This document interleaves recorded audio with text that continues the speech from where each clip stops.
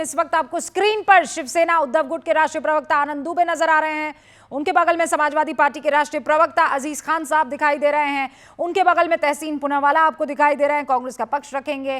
फिर आपको उनके बगल में अनंत विजय जी सीनियर जर्नलिस्ट दिखाई दे रहे हैं। फिर उनके बगल में आपको लेफ्ट के लीडर और नेता विवेक श्रीवास्तव दिखाई दे रहे हैं। आप सभी का बहुत बहुत स्वागत है। आनंद जी, आनंद आया बजट देखकर?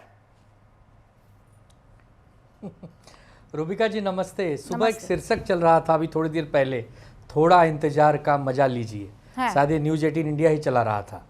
अगर मैं सही हूँ और आपने सही ये चलाया है तो इसी की लाइन है ना कि कष्ट और मार का मजा लीजिए, थोड़ा इंतजार का मजा लीजिए।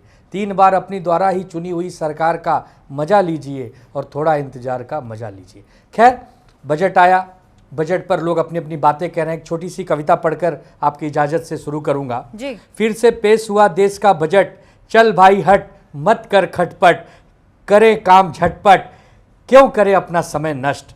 फिर पेश हुआ देश का बजट, किसको मिला लाभ हमें न बता, किसको होगी हानि हमें है पता, गरीबों की नहीं कोई भी खता, फिर भी बढ़ेगा उनका कष्ट। फिर पेश हुआ इस देश का बजट, लाखों करोड़ों का है लेखा जोखा, विश्लेषक बताएंगे किसे क्या मिला मौका, किसके साथ हुआ फिर से धोखा, जो भी हो सुखी रहेंगे है जो करने में भ्रष्ट। फिर भी पेश हो गया है देश का बजट। रूबिका जी, इस देश के बजट में 4 व्यक्तियों को लगता है मोदी जी और निर्मला जी भूल गए। उन्होंने कहा था इस देश में केवल 4 जातियां हैं, नौजवान, किसान, माताएं बहनें और गरीब। कहाँ है ये चारों इस पूरे बजट में? कहाँ है? आज अगर इस देश में रहने वाला 80 करोड़ की आबादी का व्यक्तित्व अगर राशन के लिए खड़ा होना चाहता हो या उसके पास वो राशन नहीं हो कि मुख्य धारा में आ सके, तो फिर कहाँ है उसके लिए बजट? किसानों की तो इसमें कोई बात नहीं है, युवाओं के नौकरियों की तो इसमें कोई बात नहीं है। हम महाराष्ट्र से आते हैं, सबसे ज़्यादा जीडीपी, सबसे ज़्यादा जीएसटी, सबसे ज़्यादा इनकम टैक्स देने में एक भूमिका निभाते हैं। हमें तो झुंझुना भी नहीं मिला, बाकियों को तो थोड़ा बहुत झुंझुना मिला भी होगा। तो फिर कहाँ है हमारा बजट? ये देश का बजट है या एक निबंध है जिसको निर्मला जी पढ़ती हैं, कोई लिख कर देता है कि पढ़ लो, उस पर ताली बजती है, मेजें थपथपाई जाती हैं। आप लोग तो बुद्धिजीवी हैं, बड़े पत्रकारों में से हैं, बताइए कि आम जनमानस को राहत देने वाला कहाँ है बजट? इनकम टैक्स के स्लैब में अगर हम लोग सोच रहे थे कि थोड़ी राहत और मिल जाती 2026-27 में, वो नहीं तो केवल आप ही सोच रहे थे। 2024 और 25 का जो बजट था वो अलग था। टैक्स पे कर रहे थे, हम तो नहीं सोच रहे थे, हमें पता था पिछले साल हो चुका है तो इस साल तो नहीं ही होने वाला है। ये तो ये हर कोई कह रहा था। अरे थोड़ी तो राहत हो जाती, थोड़ी तो राहत हो जाती। क्यों? हर कोई तो ये भी कह रहा था हो जाती राहत। मिडिल ऑर्डर परिवार जो रात दिन पिछली बार 12 लाख कर दिया था, इस बार क्या कर जाते? अच्छा ये बताइए, मैं बना देती हूँ आपको वित्त मंत्री। 13 लाख मत कर खटपट, 13 लाख कर जाते। हाँ, अब आप मुझे ये बता, 13 लाख बोलो झटपट। हाँ, इसीलिए मैं कह रही हूँ मत कर खटपट, बोलो झटपट। अगर आप हो जाते वित्त मंत्री तो क्या करते आप? हाँ, क्या करते हैं ऐसा फटाफट कि हमें मिल जाता पैसा खटाखट?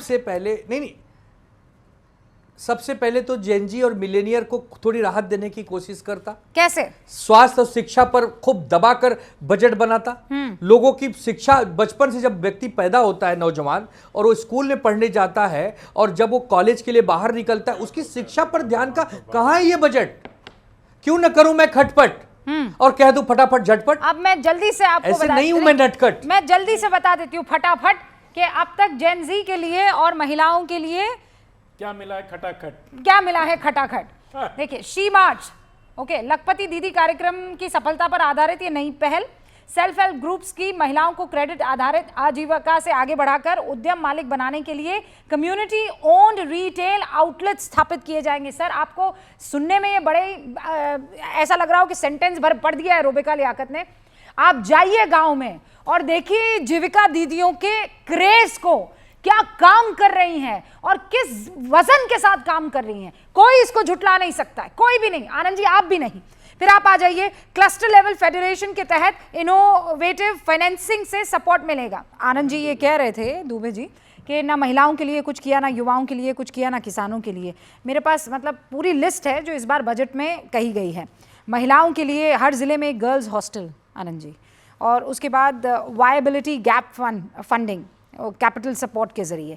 फिर स्किलिंग और एआई और एजुकेशन टू एम्प्लॉयमेंट का काम करने के लिए कुछ प्रावधान किए गए हैं। स्टूडेंट फ्रेंडली राहत, जो विदेश यात्रा, शिक्षा और मेडिकल रेमिटेंस पर टीसीएस रेट है वो 5 से 20 से घटकर 2% हो गई है।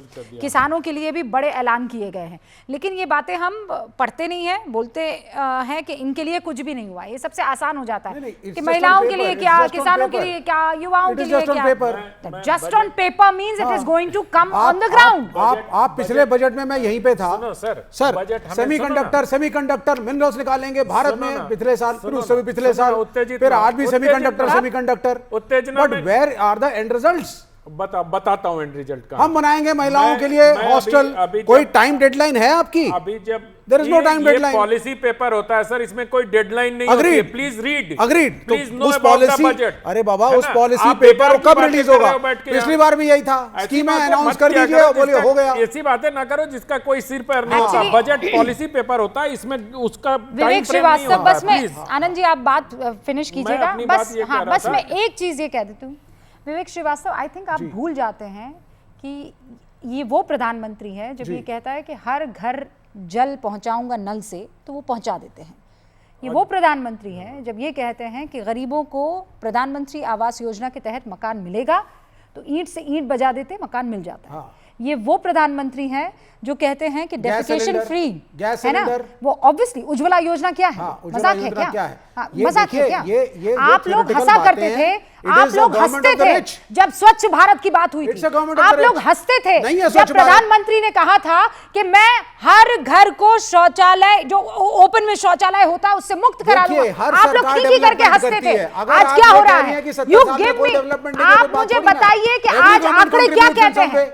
क्या कहते हैं आंकड़े? Every government. अब अनंत विजय जी अपनी बात रख लीजिए। सारे सरकार डेवलपमेंट करते हैं, लेकिन कुछ सरकार कछुआ गति से चलती है, जैसे पिछले 60 साल चली, और कुछ सरकार तेज गति से चलती है। अंतर इतना ही होता है, तभी किसी को लगातार एक के बाद एक सरकारें चुनी जाती हैं। खैर छोड़ दीजिए उसको।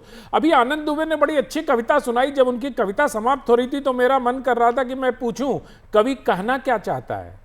खटाखट, फटाफट, हटाहट सब कुछ सुन लिया मैंने, बड़ा अच्छा लगा सुन के, लेकिन कवि कहना क्या चाहता है, क्योंकि अर्थात में कवि कंफ्यूज है।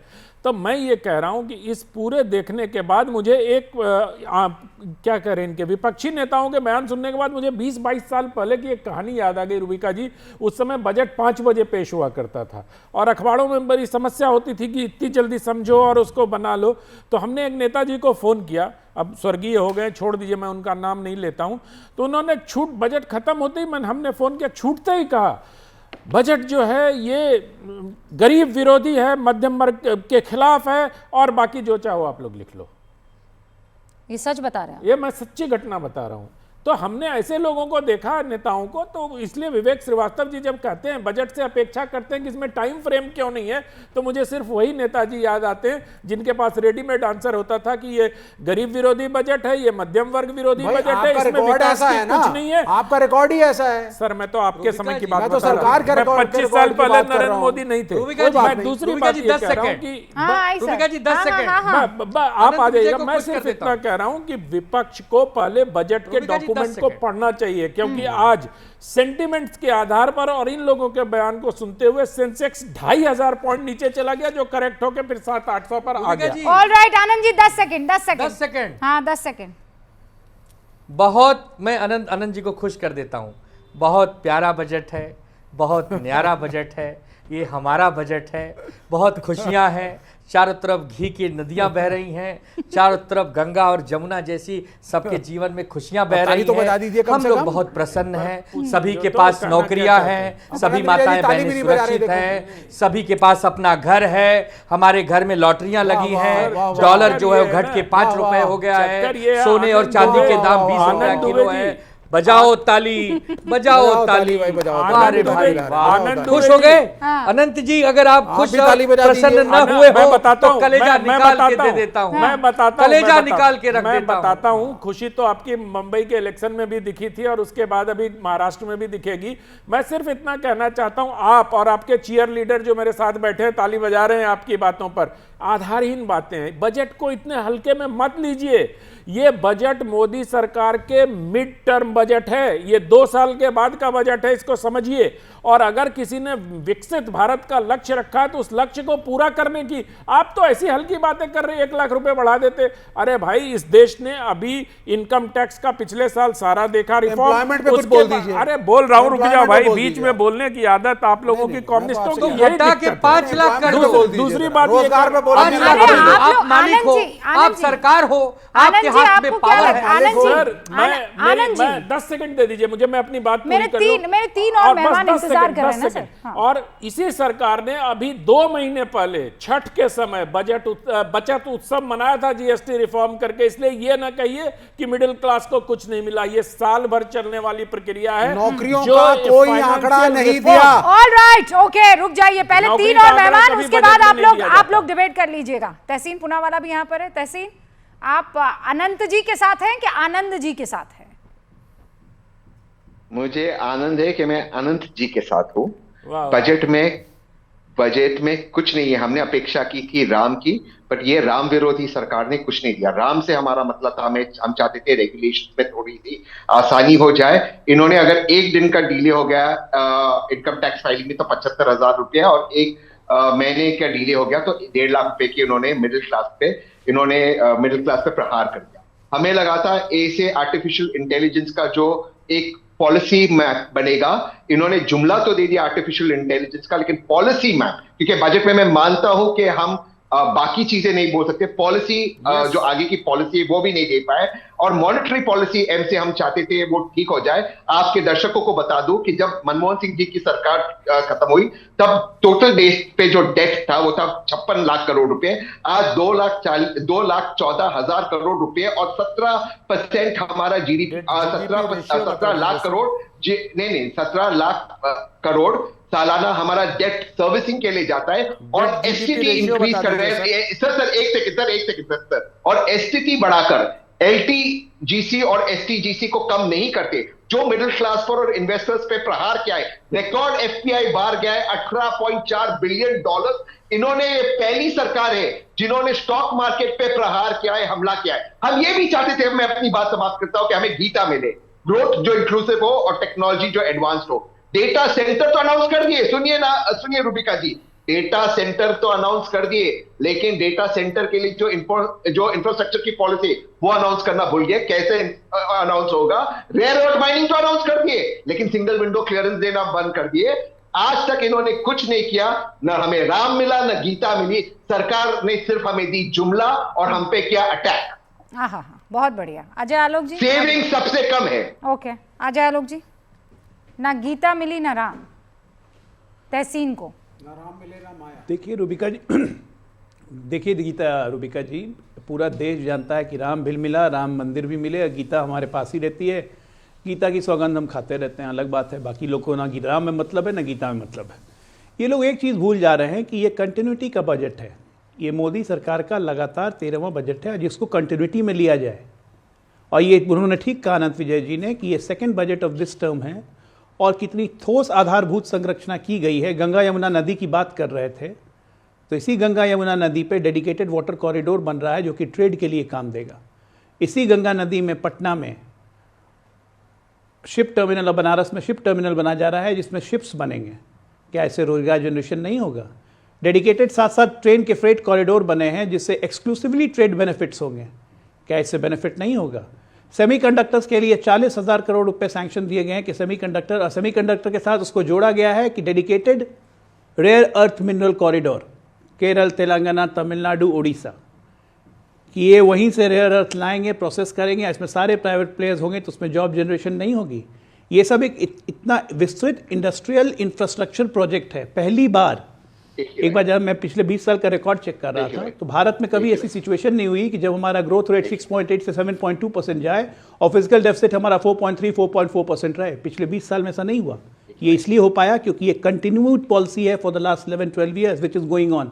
अगर इस सब नहीं समझ में आता है तो आपको ना समझ में आए। ओके, हमारे और साथ डिफेंस बजट हम 1 लाख करोड़ अगर बना रहे हैं। 10 सेकंड्स तहसीन पूरा। एक ही लाइन देखिए, अभी इन्होंने बात की कि रेयर अर्थ मिनरल्स को माइनिंग की हमने पॉलिसी बनाई। पिछले 6 साल से रूबिका जी मेरी बात को नोट कीजिए, लिथियम जम्मू के अंदर रेयर अर्थ है। कितना माइनिंग किया है? 1 ग्राम भी डबल इंजन की सरकार जम्मू में माइन नहीं कर पाई है। इन्होंने आज क्या किया है, जो फिर से झूठ कह रहे, इन्होंने जो सामान आता है माइनिंग पे उस पर कस्टम एग्जेम्पशन दे दिया, लेकिन माइनिंग परमिशन ही नहीं देते, माइनिंग क्लियरेंस ही नहीं है, सिंगल विंडो क्लियरेंस ही नहीं। पोल्यूशन जिससे 3% हमारी जीडीपी घटती है, और नॉर्थ इंडिया में कैंसर का पैंडेमिक है और पूरे भारत में हार्ट अटैक का पैंडेमिक है, पोल्यूशन का पी नहीं निकला आदरणीय फाइनेंस मिनिस्टर जी के तरफ से। तो ये दिक्कतें हैं, हम बता रहे हैं स्ट्रक्चरल प्रॉब्लम है। पोल्यूशन को जब तक नहीं लड़ेंगे 3% आपका जीडीपी नहीं बढ़ सकता है, और उस पर कैंसर के पैंडेमिक होते, कैंसर की दवाई पे इन्होंने छूट दे दी। भैया कैंसर से लड़ना है। ऑल राइट, आप जवाब दे दीजिएगा अजय आलोक जी। उससे पहले समाजवादी पार्टी के राष्ट्रीय प्रवक्ता अजीज खान साहब भी यहाँ पर मौजूद हैं। अजीज साहब, आपको क्या लगा अजीज इस बजट में? देखिए रुपया जी, 2-3 बातें। अभी मैं माननीय प्रधानमंत्री जी का स्पीच सुन रहा था, कह रहे थे कि अभी पिछले कुछ दिनों में बहुत निर्यात बढ़ गया है, देश ने बहुत तरक्की की है। मैं एक थोड़ा आंकड़ा दे दूं, अजय आलोक जी भी है, ये समझते हैं। अभी लेटेस्ट 24-25 का बता रहा हूं, जो निर्यात हुआ है यहां से, इस मुल्क से 37 लाख करोड़ रुपए का, और आयात हुआ 61 लाख करोड़ रुपए का। यानी घाटा कितने का है? 24 लाख करोड़ रुपए का ये है घाटा, यानी इतने का कम व्यापार हुआ, यानी ये हुआ आयात बहुत, निर्यात हमारे देश ने बहुत किया है। पहली बात तो ये भी जो पीएम जी कह रहे थे वो उसका एक काउंटर मैंने आपको दे दिया सबसे पहले। 2-3 बड़ी इंपॉर्टेंट बातें हैं। देखिए, इस पूरे बजट से यकीन मानिए पहले भी कुछ उम्मीद नहीं थी। इसलिए उम्मीद नहीं थी जब बीजेपी से तमाम मुद्दों पे कोई उम्मीद नहीं है, तो बजट से उम्मीद करना ये बहुत बड़ी बात है। और मुझे लग रहा है पूरे देश को निराशा पहले भी थी और आज भी है, क्योंकि वो सरकार है जो हमेशा निराशा की बात करती, ना इसमें किसान के लिए है, ना बेरोजगारों के लिए है, ना नौजवानों के लिए। अरे आ रहा हूं ना, नहीं आ रहा हूं, नहीं हम अजीज जी ऐसे मत कहिए ना। अरे नहीं, आप लोग नहीं, ये बिल्कुल आनंद विजय जी जैसी बात हो जाएगी कि ये बजट जो है कौन सा गरीब विरोधी और मध्यम वर्ग विरोधी, और बाकी आप जो चाहे उसमें ऐड कर देना, ऐसे मत कीजिए ना। अब बात जब करने नहीं आप देंगी तो फिर जाहिर सी बात है दिक्कत पैदा होगी। मैं अभी इस बजट में अच्छा मुझे इस बजट में बताया गया, अब सुनिए ना, अरे अब प्लीज मुझे बोलने दे। बनारस में मरम्मत के लिए पोर्ट बनाया जाएगा। एक मिनट सुनिए ना मेरी बात, अरे मेरी बात सुनिए। जहाजों की मरम्मत के लिए पोर्ट बनाया जाएगा। उसी बनारस में आपको अंदाजा होना चाहिए कि मेट्रो सिटी नहीं चलने दिया, मेट्रो नहीं चलने दिया, मेट्रो नहीं बन पाई, मेट्रो लागू नहीं हो पाई। एक बात आप समझिए, ये उस शहर की बात है। यूपी के लिए कहा गया 10,000 करोड़ रुपए दिया जाएगा, सब जमीन पे, कहीं कुछ नहीं उतर रहा है। कहा गया साहब हाई स्पीड कॉरिडोर ऐसा बनेगा जो यूपी से होता हुआ जाएगा। मैं जानना चाह रहा हूं कि तमाम ऐसे ट्रेन हैं जिनका जो यहां से गुजर रही हैं वो समय से नहीं आती जाती। आप सिर्फ हवाई बातें, सिर्फ बजट में हवा, इसके अलावा क्या है आप बताइए? किसानों के लिए क्या दिया है? हम जानना चाहते हैं, अभी हम सवाल मेरा है, किसानों के लिए क्या दिया गया है? नौजवानों के लिए बेरोजगारी पे क्या, बेरोजगारी खत्म करने के लिए उस पर क्या कोई प्लान है? नहीं कोई प्लान है। किसानों को कहा गया था कि साहब 2 गुना आय कर देंगे, आप समझे आय तो नहीं 2 गुना हुआ, लेकिन हाँ उनका खर्चा 3 गुना हो गया।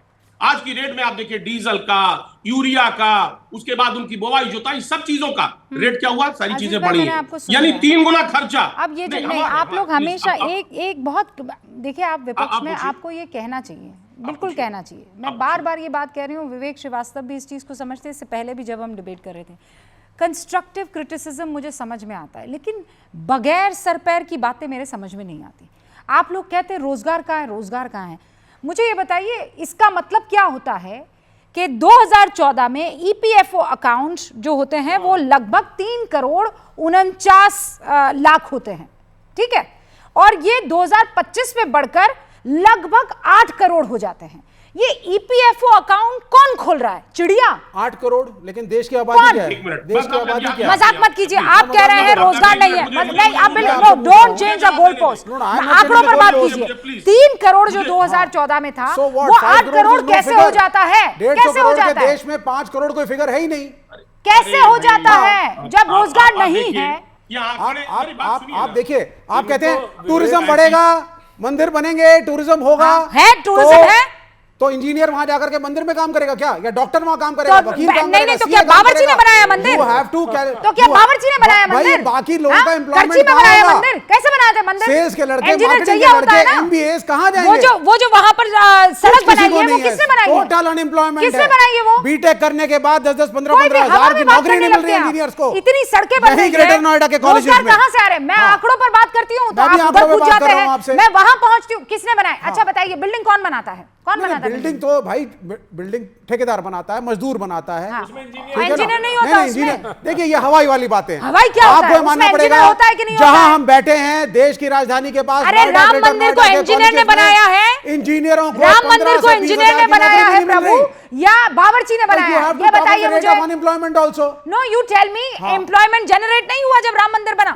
It is negligibly small. What do you mean negligibly अरे, स्मॉल। और टूरिज्म इतना छोटा संख्या है कि आंकड़ा बताइए भाई, आपके देश में टूरिज्म उससे मुझे कोई असर आंकड़ा नहीं हो रहा। चाहिए। टूरिज्म जो वहां राम मंदिर अयोध्या मैडम, में, एक राम मंदिर अयोध्या का लेकर एक के राम आप मंदिर 150 काशी करोड़ क्या के है? देश को आप क्या कह रहे हैं? सोमनाथ आप जो अभी है वो क्या है सर? भाई आपको अभी रुकिए ना, आप अभी रुकिए। मैन्युफैक्चरिंग इंडस्ट्री नहीं बढ़ाएंगे, एसएमईज फेल हुए इस मुल्क में 11 साल से।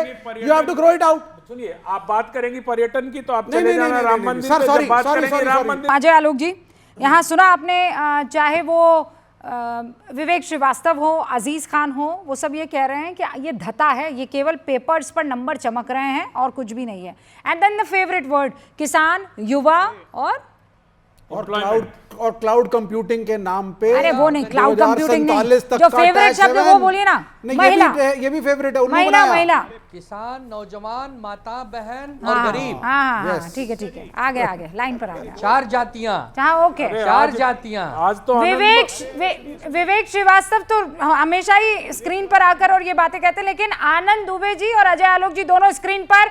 आनंद जी और अजय आलोक, पहले अजय आलोक आप। देखिए, लगता है इन्होंने बजट ठीक से पढ़ा नहीं है। इनके लिए भी बजट में बहुत कुछ है। आपको याद होगा, मैं आपके डिबेट में हमेशा बोल रहा था कि 2024 के बाद, उसके बाद 2025 में जहाँ जहाँ विधानसभा के नतीजे आए हैं, थोड़ा मेंटल प्रॉब्लम बहुत बड़ी एक समस्या हो गई है। तो हमने मेंटल हेल्थ पे बहुत बड़ा काम किया है। निमहांस 2 खुल रहा है, तेजपुर 2 मेंटल हॉस्पिटल खुल रहे हैं, और मेंटल हॉस्पिटल्स को स्ट्रेंथन किया जाएगा, क्योंकि मुझे पता है संख्या बढ़ने वाली है। वो दिख भी रहा है टीवी पे। अब दूसरी बात बताते हैं। पहली सरकार है 2013 में कैपेक्स एक्सपेंडिचर मैक्सिमम हुआ यूपीए में 10 साल में, तो दैट वाज 1,92,000 करोड़। आज हम कैपेक्स एक्सपेंडिचर कर रहे हैं 12,30,000 करोड़। ये क्या है कैपेक्स एक्सपेंडिचर? क्या बनेगा इससे? ऐसे जॉब आएंगी कि नहीं आएंगी? इंफ्रास्ट्रक्चर डेवलपमेंट होगा कि नहीं होगा? अगर हम कह रहे हैं कि महिलाओं के लिए हर जिले में एक हॉस्टल लड़कियों के लिए खुल रहा है, उसमें पेट में दर्द आपको क्यों हो रहा है? वो जब हॉस्टल बनेगा तो उसमें जॉब्स मिलेंगे कि नहीं मिलेंगे, और हमारी बच्चियों को एक सेफ और सिक्योर एनवायरनमेंट मिलेगा या नहीं मिलेगा? ऑलराइट अजय आलोक, रुकिएगा। Women and child health care का अगर बजट आनंद दुबे 5.5 जी। लाख करोड़ से 6.25 लाख करोड़ कर दिया, हाँ, जवाब दीजिए। तो इसमें आपको क्या दिक्कत है भाई? SC का बजट 1,68,000 से 194 लाख कर दिया, तो आपको शेड्यूल कास्ट से क्या दिक्कत है? आज एक नया ज्ञान प्राप्त हुआ। 1,24,000 करोड़ से 1,46,000 कर दिया, आपको शेड्यूल ट्राइब से क्या दिक्कत है? क्या आप नहीं चाहते हैं कि 1 लाख विद्यालय और खुले और हमारे ज्ञान मिला शेड्यूल इस ट्राइब के देश बच्चे और को पढ़ सकें?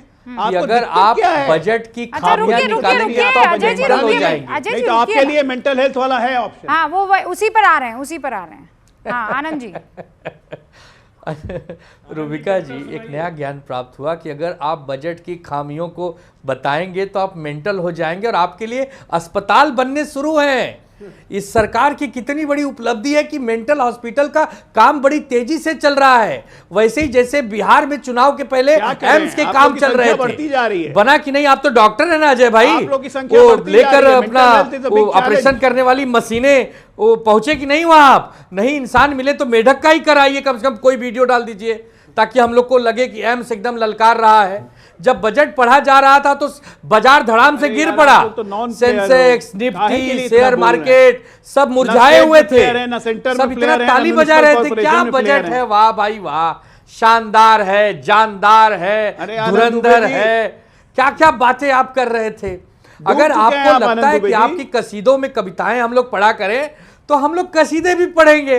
2047, 2050, 2080, लेकिन 2026 में बैठे हुए इंसानों के लिए भोजन नहीं है, नौकरियां गायब हैं, मैन्युफैक्चरिंग यूनिट ठप पड़ रहे हैं। इस देश में इस देश में करोड़ों लोग आज 2 वक्त की विकसित भारत रोटी सुनते ही नहीं आपके पा कलेजे रहे में आग हैं। लगती है, तो हम क्या मनरेगा के नाम पर ढिंडोरा पीट रहे हैं। आज आप मनरेगा को लोगों को रोजगार नहीं है, लोगों के पास करोड़ की काम आबादी नहीं को है, राशन लेकिन जाना। ढिंडोरा हर पीटा बार जा ये रहा है। कहते हैं कि जब भारत अगर तरक्की कर रहा है तो फिर ये 80 करोड़ का आंकड़ा कैसे आ जाता है, वो राशन वहां क्यों पहुंचाना पड़ता है? अब आज तो मतलब मुझे लगता है कि राशन इनकी पहली कविता बात प्रतिभा पाँच को की- देखकर इनका राष्ट्रीय सम्मान किया जाना चाहिए, आनंद दुबे का। और ये इतने अच्छे आशु कवि हैं ये मुझे मालूम नहीं था, इसलिए मैं आपका अभिनंदन करता हूं आनंद जी। किशोर जी को अच्छी कंपनी देते होंगे आप अपनी पार्टी में, क्योंकि आप दोनों का बहुत बढ़िया तालमेल बनता होगा। लेकिन रूबिका जी, आपने जो सवाल पूछा, भारत एक लोक कल्याणकारी राज्य भी है। इसके संविधान में ये व्याख्या है कि लोक कल्याण के काम में किसी प्रकार की कोई दिक्कत नहीं होनी चाहिए। और जब हम अनाज की व्यवस्था का प्रश्न उठाते हैं तो अगर अनाज बंद कर दीजिए, तो यही लोग अभी कह रहे थे कि भूखे मर रहे हैं, अभी कह रहे थे भूखे मर रहे हैं। तो अनाज की व्यवस्था करके सरकार ने भूखे कोई न सोए ये स्वाभिमान से अनाज हम कमा लेंगे।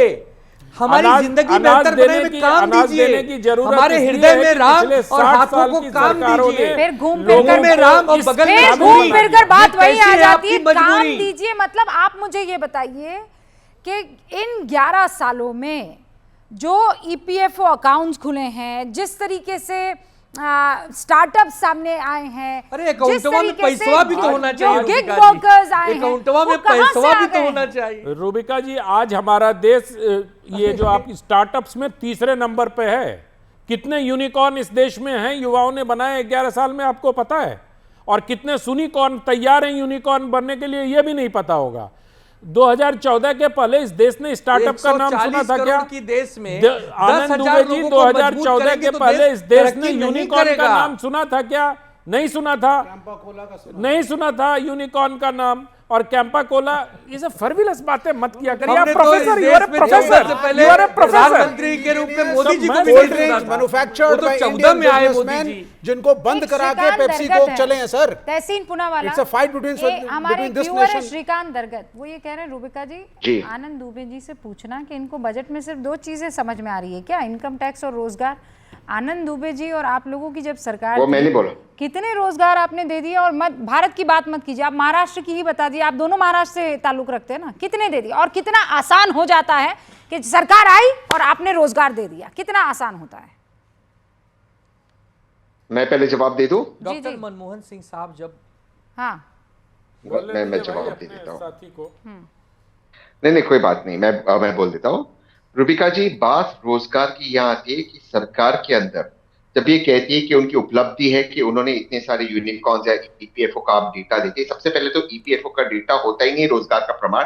ये एक गलत इकोनॉमिक फ्लॉ है जो सरकार बार बार वापरती है। उसके भी डिटेल्स में बाद में जाऊंगा, उतना समय हमारे पास है नहीं। लेकिन आज तक किसी भी भाजपा के या सरकार के प्रवक्ता ने ये नहीं बता पाया कि आज प्रति व्यक्ति डेट कितना भर गया है भारत के ऊपर। उसके अलावा जो नए एज जॉब्स है, जो न्यू एज जॉब्स है, उसके लिए जैसे कि फिनटेक, एआई फिनटेक, उसके रेगुलेशंस के लिए, ताकि ये जो स्टार्टअप्स है वो भारत में क्यों रजिस्टर नहीं हो।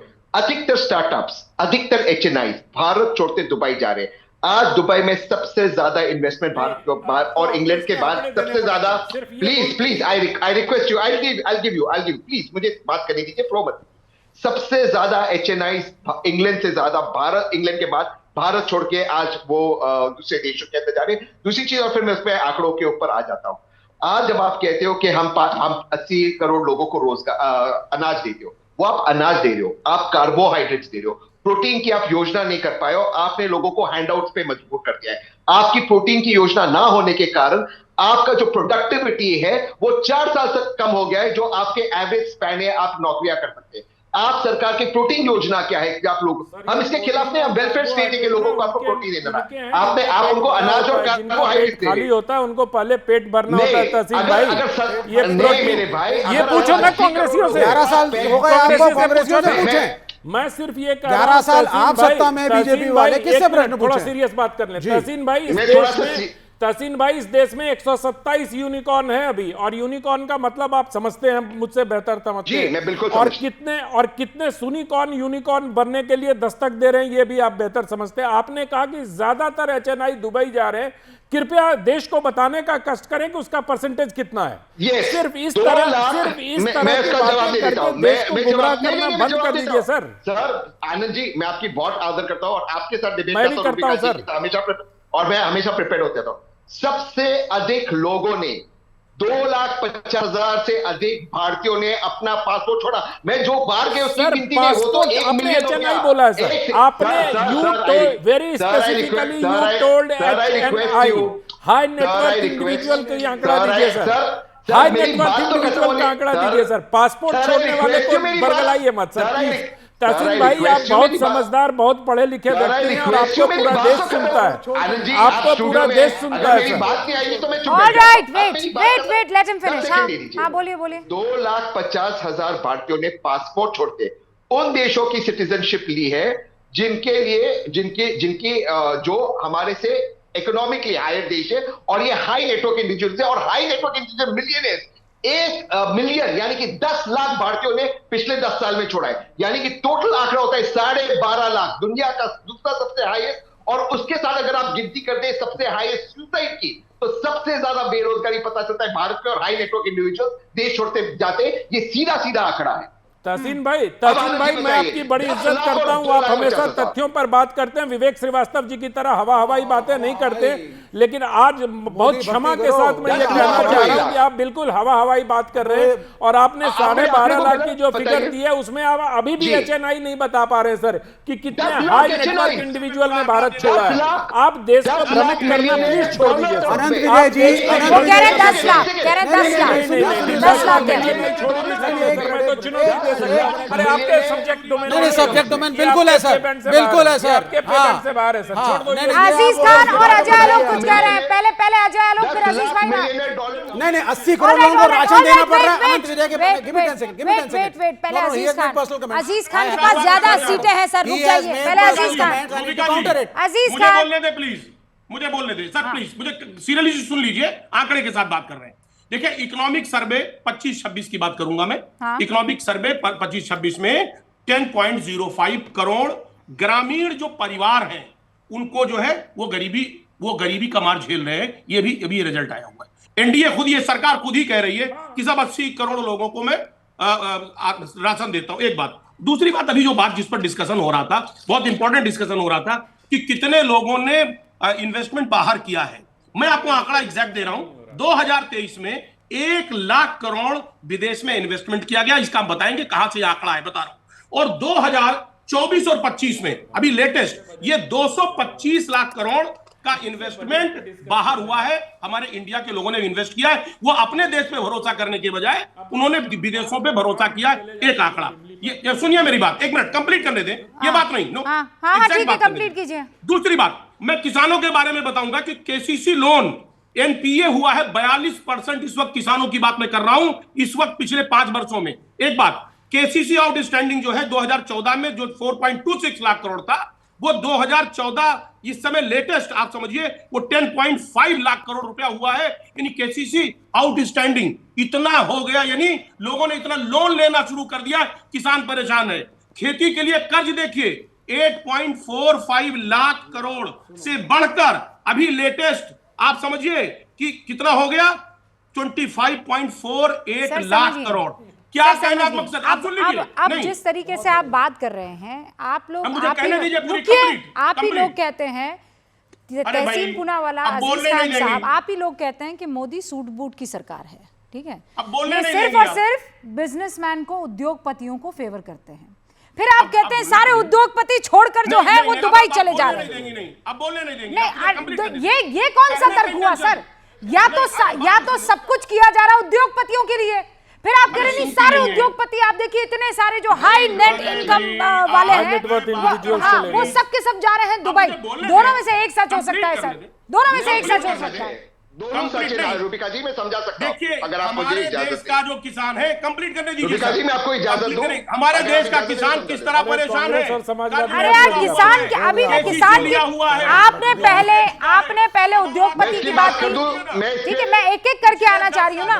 मैं सुनिए, मेरे पास वक्त की कमी है, मुझे 10 सेकंड सर रुकिए ना, सर रुकिए ऑल ऑफ यू। मैंने अरे पूरा बोलने दिया है अजीज भाई, ऐसे मत कीजिए कि मैंने आपको बोलने नहीं दिया है। अभी और इस पर डिबेट होगी ना,